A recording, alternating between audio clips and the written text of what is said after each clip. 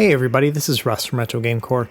So over this past Black Friday, I saw a lot of deals for different devices, and one of them that caught my eye was the PowKiddy RGB10. Now I already had an RG351P which had the exact same chipset, so I didn't have any urgency in buying this device, but at the same time, at the price, I think it was around $65, I couldn't pass it up. I thought that maybe at this price point it would be a good budget alternative to the RG351P. So it took a while to ship to me, but now I've had it for about a month, and I have to say I really like this device, to the point where it's almost up there with the RG351P. There are a lot of things about this device that are worse than the RG351P and other devices at that $80 and $100 price point, but there are a lot of things that this device does get right. And honestly, there are a couple things that this thing does better than those other devices. So after having all this time with the device, in addition to other devices at that same kind of price range, I wanted to do a deep dive review into the RGB10 here. So without any further delay, let's jump into it. So right off the bat, I want to highlight the fact that this device uses an RK3326 chipset. It has a 1.5 GHz CPU and a gig of RAM. This is the exact same chipset that's in the Odroid Go Advance, the RG351P, the RK2020, and the RGB20 as well. So lots of devices use this chipset, which I think is a good thing. That means that the more people develop for this chipset, the better off the RGB10 is going to be, because it's going to take advantage of all of those new developments. Now, like those other devices, it also has a 3.5-inch IPS display, and it runs at a 3:2 aspect ratio with a 480x320 resolution. Not my favorite resolution in the world. I wish that it was 4:3, but I've beat that horse dead at this point when I talk about the RG351P. Now, one note about the screen, this is not an OCA laminated screen, which means that there's a space between the glass and the display itself, and it's not the end of the world, but I will show that to you. And newer models of the RGB10, like there's a Pro version and a metal version, they have that laminated screen, but this one does not. But honestly, I don't think that's really a bad thing, because those other devices, they're going to start selling more, which means this one's going to get cheaper and cheaper. Now, the box it came in is very unassuming. It has this little mark on the top of it because it had a sticker on it, which I had peeled off before I started this video. But in general, nothing special about this box. There's a little bit of Chinese wording here, and just an indicator that this is the yellow model that I have. There's also a black model, but honestly, I kind of like the yellow one better. It reminds me a little bit of a Switch Lite.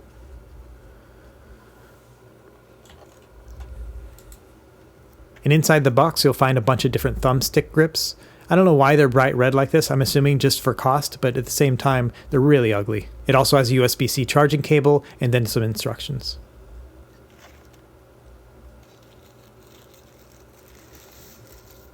So first impressions right when I unboxed it was that it felt really small compared to the RG351P. I was surprised at how easily it fit in the palm of my hands. I also noticed that the plastic is smooth, a lot like the Retroid Pocket 2. It doesn't have that grittiness that you find in the RG351P and some other devices as well. One of my least favorite things about the RGB20 was that the shoulder buttons were rattling. And this one has a tiny bit of rattle too. It's not huge, but it's definitely more than other devices. Overall, I actually really like these face buttons. I think they're about the same as the ones in the RGB20. But honestly, I like that they don't have any writing on them. They feel very smooth and they're a little bit small, but at the same time, I really like the motion of them. They have this kind of mushiness to them. They feel good. The start and select buttons are very clicky. They have a very tactile feel to them. It's not a bad thing because honestly, you don't really push these buttons that often. But this analog stick, it's really something. You know, it took me a while to kind of figure out what I didn't like about it, and it's just so thin and cheap. I'm just really not used to an analog stick that's this poor quality.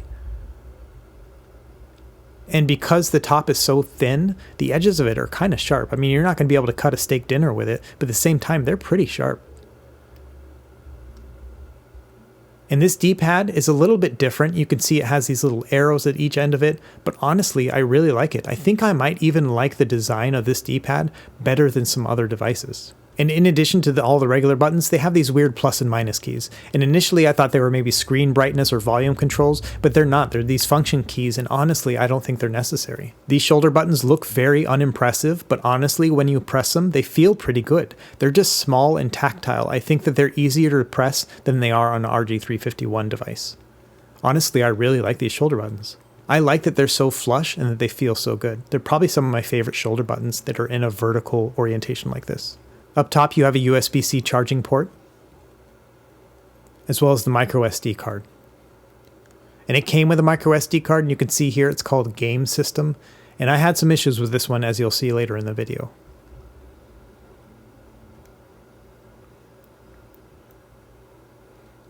Additionally, up top you have a headphone jack. And then on the bottom you have a single mono speaker, as well as an OTG port that's USB 2.0. And honestly, I really like that this is USB 2.0. I don't have to use a USB-C dongle anymore. So I can just plug my Wi-Fi adapter or a keyboard or anything else directly into the device. And I think that's really handy. You know, overall, I really like the feel of this device. I was expecting something really cheap and plasticky, but when I got it in my hands, I was actually thoroughly impressed by how it felt. I really liked its small size, and you can see here compared to the RG351P, it's significantly smaller. I'd say it's at least 10, maybe 15% smaller, both vertically and horizontally. And that little difference does mean a lot to me. I think this one is just so much more pocketable. This is the one I want to take with me when I travel. Now the RGB20, which you see here, came out after the RGB10. The RGB10's been out for like 6 months at this point. And the RGB20 is actually a very similar device other than the vertical orientation. You can see the face buttons are almost the same. They push down almost the exact same amount, and they don't have writing on them. They feel about the same. Obviously the analog stick is a lot better on this one, but honestly the D-pad on the RGB20 I think is worse. If you look at the one on the RGB10, it's just much more simple, and it pushes down a lot more. You can see it almost goes flush with the face of the device itself. I really like that. And I thought I was going to hate these face buttons, but other than the fact they're a little too small, I actually really like them. They have that perfect amount of mushiness to them. So powering it on here, you can see it's flashing an orange and green light here, which I think means that the SD card is dead. So I'm going to try the Emulec SD card that I have in my RGB20 and see if it'll boot up. One thing I noticed is the SD card doesn't sit flush with the device. It actually sticks out a tiny little bit. Not a big deal, but it might accidentally get ejected. Something to bear in mind. And it booted right up with the other SD card. So there was something wrong with this original SD card that came with the device. So other than that hiccup with the SD card, everything's running just great. That's one of the great things about having this same chipset, is that you can use other operating systems. In addition to Emulec working just fine, you can also use ArcOS. Now, one thing that threw me off is the order of the start and select buttons. As you can see here, the start button is above the select button. And for me, just, I don't know, logically, I would think the select button goes up top and the start button is the bottom one. And that one throws me off every time I'm using this device. So going back to that OTG port that is USB 2.0, I can just take a Wi-Fi dongle like this and plug it in directly into the device.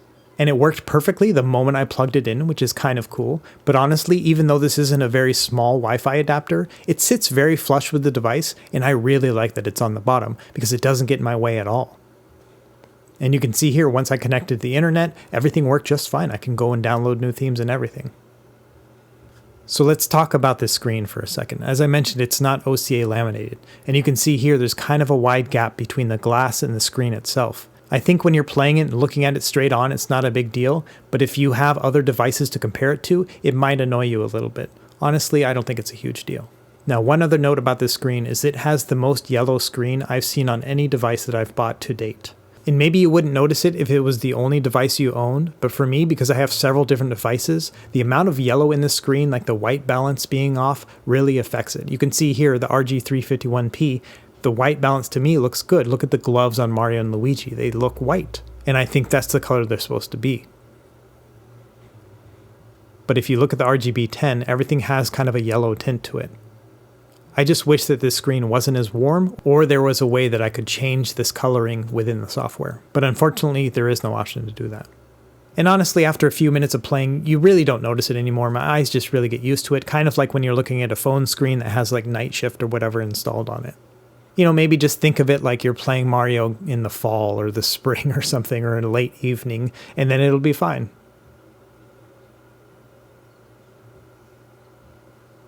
Now, this device does not have a dedicated volume control, so what you have to do is you have to hold down select and then press up and down to adjust the volume.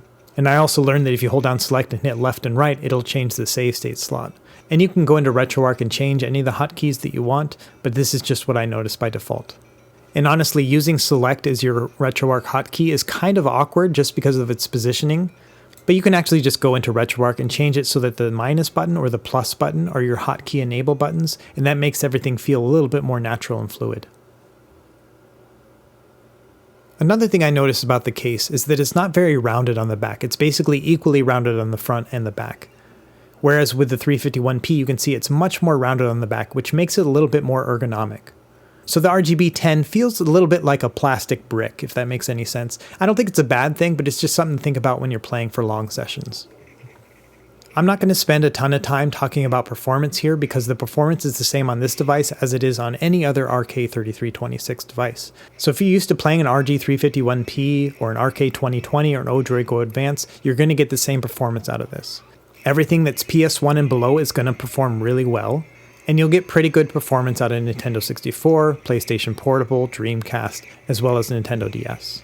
And like I mentioned earlier, ArcOS is available for this device, and it's by far my favorite of the available operating systems for this device. So definitely get ArcOS if you're going to get this device. Okay, so let's do something about the analog sticks. I think I'm going to replace mine with a PS Vita analog stick sometime in the future, but for now I'm just going to use one of these caps. And I actually was very surprised at how well this improved my gaming performance when I added this cap.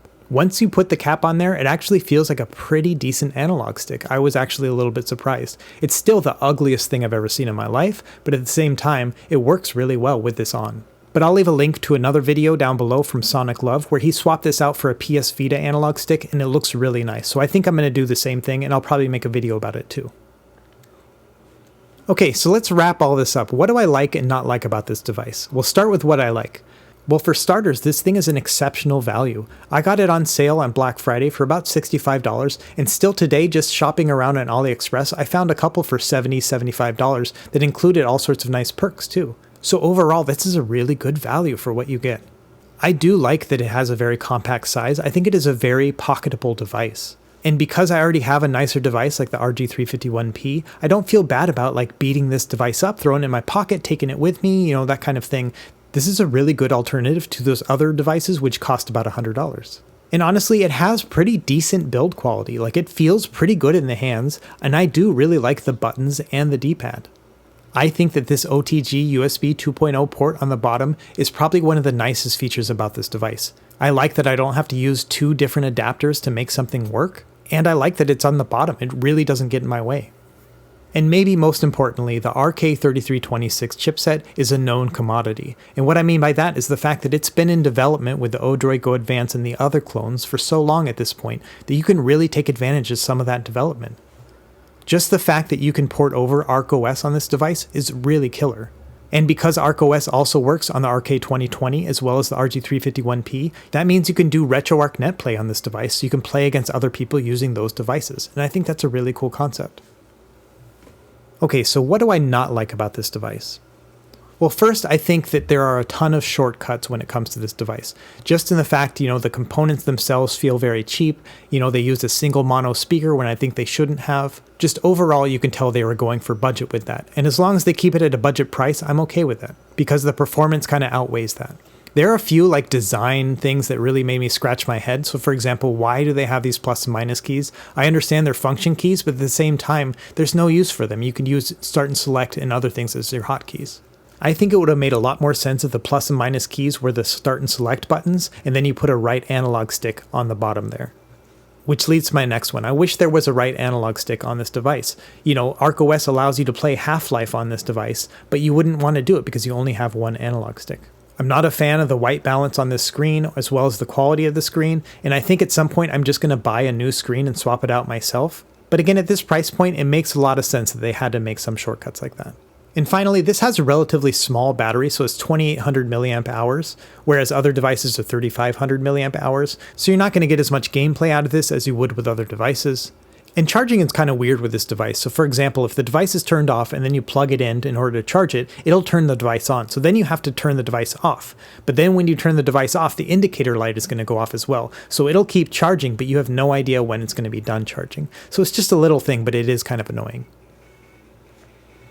Yeah, so overall, for this price point, I think for $70 or so, I think this is the best device that you can buy at this price point. You know, the Pocket Go S30 is on sale for $60 with the introductory price right now, and I think the RGB10 is miles better than the S30. This one just has more fully developed and mature software for it. This has a better chipset, which allows you to play more games with it. And even though I complained about the screen, it's actually not that bad at all. You can see here, it looks pretty nice and smooth. This is running RetroArch with RGA scaling turned on, but at the same time, it looks nice. The honest truth, when I bought this RGB10, what I was really expecting to find was huge differences between this and the RG351P. My plan was to have this device help me in my argument that the RG351P is the best value at $85 or $90. But the impression that I got after using it for a while was that it's the complete opposite, that this device actually justifies its lower price point, and it makes me question why the RG351P is so expensive compared to this device. Because this device is about 95% of what the RG351P can do, but it's 75% of the price.